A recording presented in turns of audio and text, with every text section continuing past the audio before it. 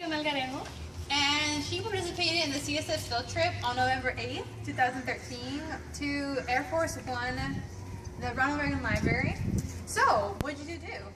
Well, when we arrived, we went to the library and we just had a tour and we learned about Reagan's lifestyle and who he was as a person, not just as a president, which was pretty interesting to me. And later we participated on a simulation, and I was a newscaster for Reuters agency, and what we did was come up with questions on what was going on the invasion of Grenada. And well, the people wanted to know what was going on, but the president wouldn't give us any information, so we just came up with questions, and once the president came in, we just continued on with the simulation and asked him questions. Very cool, very cool. Would you recommend this to other people? I would recommend it because it was extremely fun. I loved it, and you get to experience being newscasters, presidents, and so on. It's pretty fun. Well, thank you for your time. You're welcome. I'm here with Raul Villar. and he also went on the CSF trip. Now, Raul, what was your role during the simulation? My role was to play General Vesey during the Reagan administration, and my role was to oversee the command center, which oversaw the operation in Grenada. Based on this experience, would you recommend this to the rest of the students at Kerman High School? I would recommend this trip to everybody, but you have to understand that each person is assigned a role, and you have to take that role seriously in order for the simulation to be successful. Okay, well, thank you for your time. All right, thanks, Jason. Now with us, we have the President of the United States, Mr. Christopher Reagan. Hello, sir. Now, Mr. Reagan, what were your responsibilities in the simulation? Making quick decisions when crises arise, making executive decisions, corralling all the senior officers, and military strategy. Based on this experience, would you recommend it to the rest of the Kerman High School? Absolutely. It's a great leadership experience, especially for somebody who's never been in a leadership position before.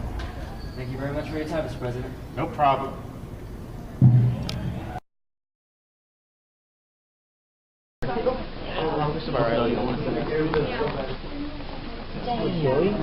Oh, yeah, there. Yeah, you can come on in.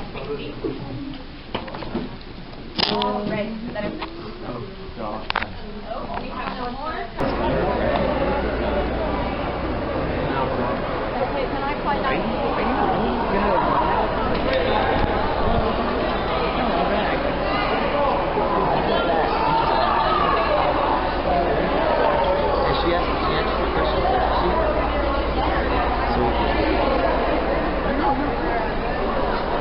So do we know what this is?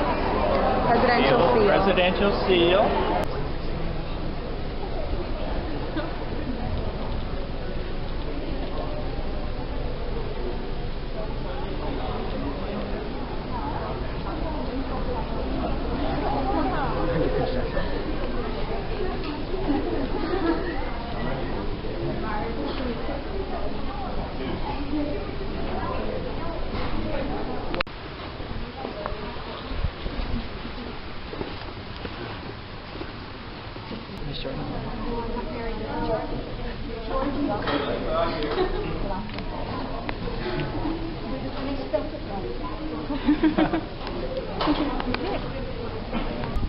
So this is an actual piece of the Berlin Wall. So you guys ever go to Carl's Jr.? Yes. Carl Archer, who founded Carl's Jr. He's the one that paid for bringing this over. There's one here. There's one at the Presidential Library, the Nixon Library, and then there's one at a school in Northtown. So who wants to read this for me? Okay, read it nice.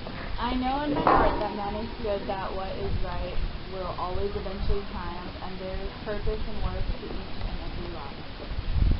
So he was a real optimist, right? Yeah.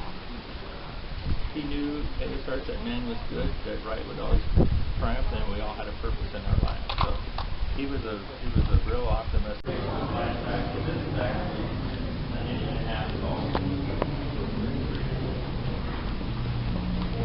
But yeah. You want to take a picture? It'd be a good picture.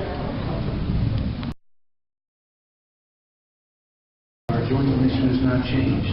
Let's talk about getting spending and inflation under control and cutting your tax rates. Tommy, thank you. So this is an early picture of him. Again, very positive message. People determine their own destiny. So what you'll find about President Reagan when we go through here is he did a lot of stuff. Picture of the family. Which one do you think is President Reagan? Bowl cut? Yeah. Right. Actually, one of his nicknames was Dutch, so that's kind of a Dutch boy, but that's the reason that he has that. Had an older brother. His mother was religious. He went to a religious college. When he was sworn in as president, this is the Bible he was used to sworn in both terms, his mother's Bible. So like I said, he was born in Tampico, Illinois, or he was born in Illinois, Tampico, but he spent most of his growing up years in Dixon. So one thing you'll see as we walk through here is how many activities that he got into in high school and college. So one thing I like to tell school kids when they come through here, he was from a very small town, middle of nowhere really, middle of Illinois. It was during the Depression. Very hard experience. They moved around a lot. They moved 5 or 6 times while he was in high school. His father was an alcoholic. So what does that all prove? So he did a lot of athletics. He did a lot of other extracurricular stuff. He was in the drama club. He was a drum major for the YMCA band. He did a lot of acting. Top bill. He was like usually the second bill. But he did a lot of movies during the war. He had bad eyes, but he was still in the military. But he basically did movies in the military. He got married to Jane Wyman, who was also an actress. They had 2 children, Michael and Michelle, and they were divorced about 6 years later. And then we'll go into there's a whole room on Nancy Reagan, his second wife, and their 2 children, Patty and Ronnie. So again, this is the movie side. Then after the movies, he was on TV. So the most well-known one was the GE Theater. He was the host. If you ever have time, you can come back and you can actually be in a movie with Ronald Reagan. You've got a green screen, and you speak the lines, and then you come up on the screen over there. Then again, this is some of the movies. This is a Western he did.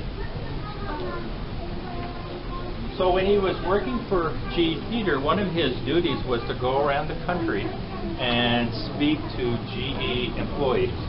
And they would ask him a lot of questions on what was going on, economy, everything. So that's kind of where he developed his political understanding. He started out to be a Democrat, but as he traveled around the country, he became more of a conservative, and that's what he became famous for. So one of the first things he did was in '64, he gave a keynote address when Barry Goldwater was running for president. Then in '66, he ran for governor of California.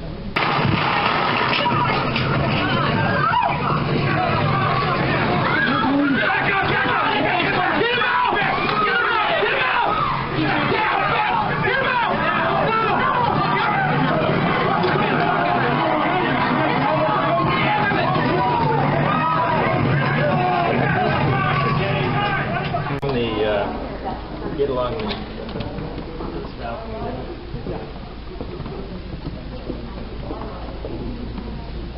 I said that before. These pillows, everything behind the desk, the drinks, the flags, pretty much. Okay. Hey, kids, wanted to come in? Okay. A picture of George Washington, who was the father of our country, that faces the desk. However, the president has an option of picking which picture of George Washington he wants. This is not President George Washington. This is a picture of General George Washington. Don't let anyone tell you that America's best days are behind her. This is too big for That the American spirit has been vanquished. We've seen it triumph too often in our lives to stop believing in it now. Ornaments in the tree are like ornaments of that decade. So like in 1780, 1790, 1791, 1800. So the ornaments of that